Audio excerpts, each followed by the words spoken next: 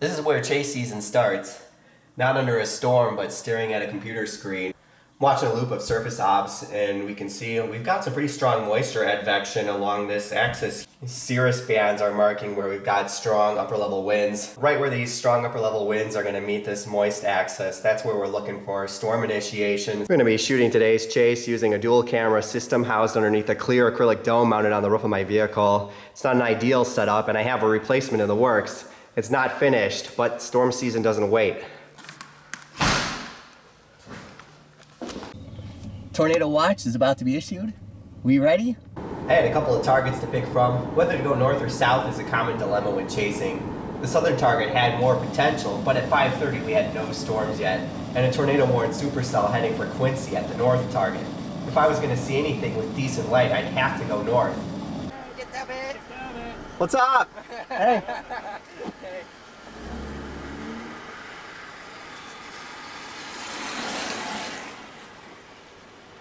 The storm produces a couple of short-lived and difficult-to-see tornadoes, but I was either repositioning or driving through town when they happened.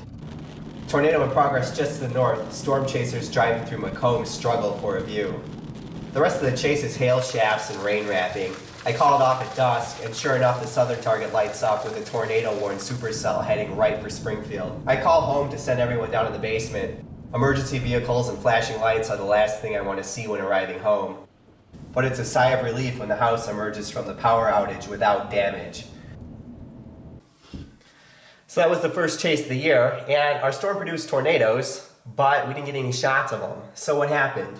Well, here's the thing.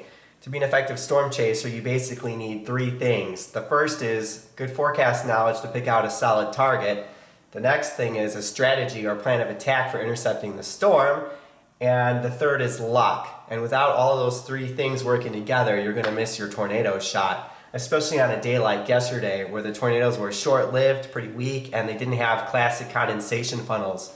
You basically had to be really close and right there at the right moment to get those tornado shots. This plot from the high-res rapid refresh shows the forecast track of the storm I was hoping to chase. And ultimately the storm wound up producing a tornado that hit Springfield. It has the storm impacting Springfield almost exactly where the tornado hit, which is pretty amazing. Even more amazing, this forecast storm track lines up nearly exactly with the track of the 6-state supercell of March 12, 2006, which also produced a tornado that impacted Springfield. Damage survey from Lincoln shows that an EF1 tornado struck the western outskirts of Springfield. This is where I live, the red dot right here. I was about 2,000 feet from the damage path. Had I known I was going to be that close to a tornado that I could have shot from my back porch, I would have just stayed home. Looking at the forecast, however, I knew this storm was going to hit Springfield after dark. I'll always chase a storm during the day rather than wait for one at night. For reference, I also put the March 12, 2006 tornado path on here as well. We got real lucky on this event. Some of our neighbors down the street weren't so fortunate, however. An EF1 tornado damaged a couple of houses less than a half mile away.